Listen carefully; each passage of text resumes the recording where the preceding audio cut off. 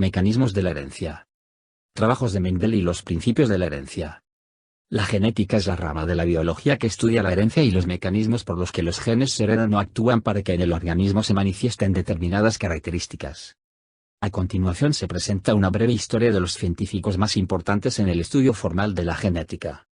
1760. Colreuter cruza plantas de tabaco y hace la inferencia lógica de que los caracteres de los padres se transmiten por el polen y los óvulos. 1865. Gregorio Mendel realiza sus primeros trabajos con plantas de chícharo. 1869. Friedrich Miescher obtiene de los glóbulos blancos el precipitado nucleína, después se le llamó ácido nucleico, encontró el AN. 1901. Sutton y Boveri demuestran que los genes descritos por Mendel están situados en los cromosomas del núcleo. Postulan que los cromosomas son la base física de la herencia.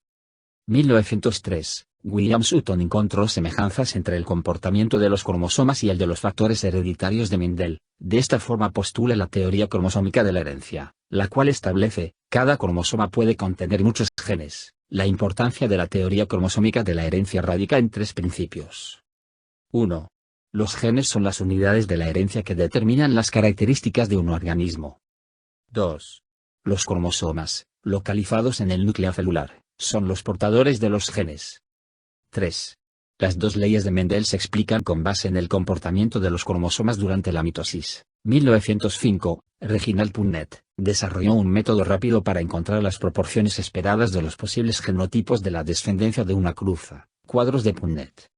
1906, T. Und Morgan realizó y desarrolló nuevas hipótesis genéticas para consolidar la teoría cromosómica, con base en sus experimentos realizados en la mosca de la fruta, Drosophila melanogaster, y concluyó que la determinación del sexo en la mosca depende del tipo de cromosoma sexual que aporte el espermatozoide al unirse con el óvulo. El mismo mecanismo se aplica en los seres humanos. 1914, Robert Feulgen descubre que el colorante fuchsina es atraído por el ADN. 1920, P.A. Leven demostró que el ADN podía ser degradado en un azúcar de 5 carbonos, un grupo fosfato y 4 bases nitrogenadas. 1927, Muñe postula que los genes pueden ser cambiados o sufren alteraciones. 1944, Avery, O., Colin, M.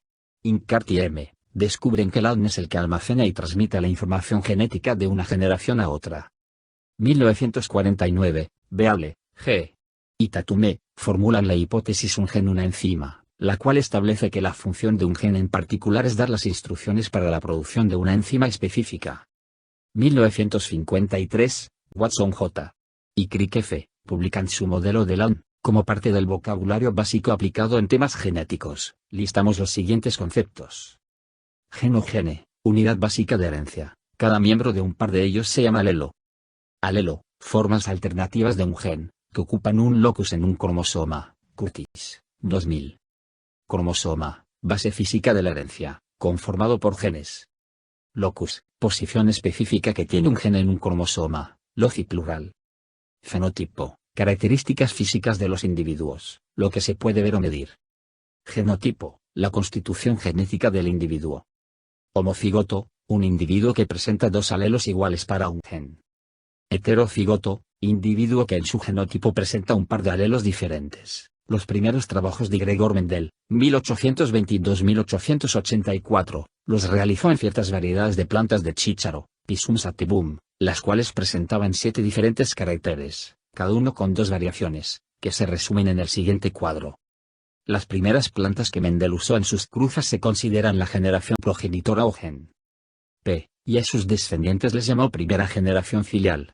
Al cruzar en la generación P, plantas con semillas lisas y plantas con semillas rugosas, obtuvo en la F1 solamente plantas con chícharos lisos y ninguno rugoso. Entonces decidió llamar carácter dominante a los que aparecieran en la F1 y carácter recesivo a los que no se presentaran. A continuación cruzó por autofecundación plantas de la primera generación para obtener la segunda, es decir, la F2, contando y analizando estadísticamente el número de plantas con caracteres diferentes. Valdivia, 2002. Mendel propuso que cada carácter de la planta estaba controlado por un par de factores separados, cada uno proveniente de un progenitor. Los factores corresponden a las unidades genéticas que conocemos como general. Utilizó letras como símbolos para representar los pares de genes, empleó letras mayúsculas para mostrar genes dominantes y minúsculas para los genes recesivos.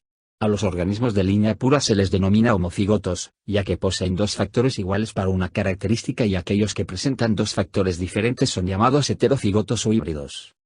Los trabajos que efectuó Gregorio Mendel lo condujeron a elaborar sus leyes.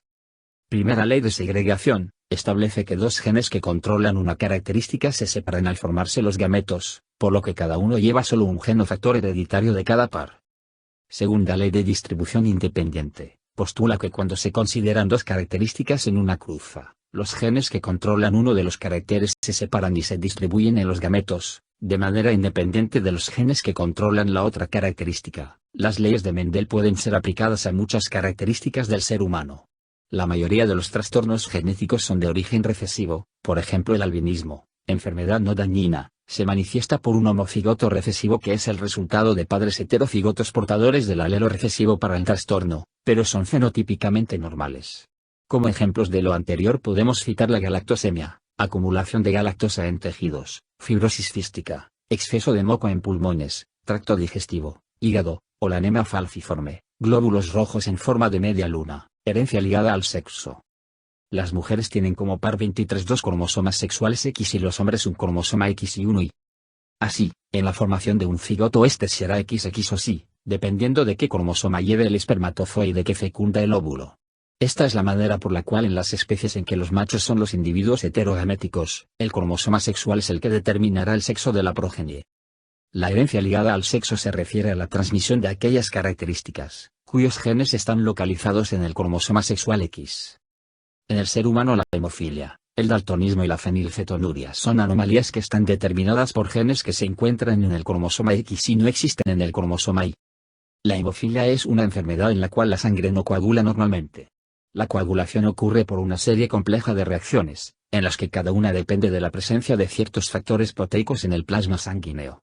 La falla para producir una proteína esencial del plasma conocida como factor VI, da como resultado la forma más común de hemofilia A, que está asociada con un alelo recesivo de un gen que es llevado en el cromosoma X. En el daltonismo, la mayor parte de las formas de ceguera parcial al color, no se distingue entre el rojo y el verde, son anomalías genéticas hereditarias asociadas al sexo.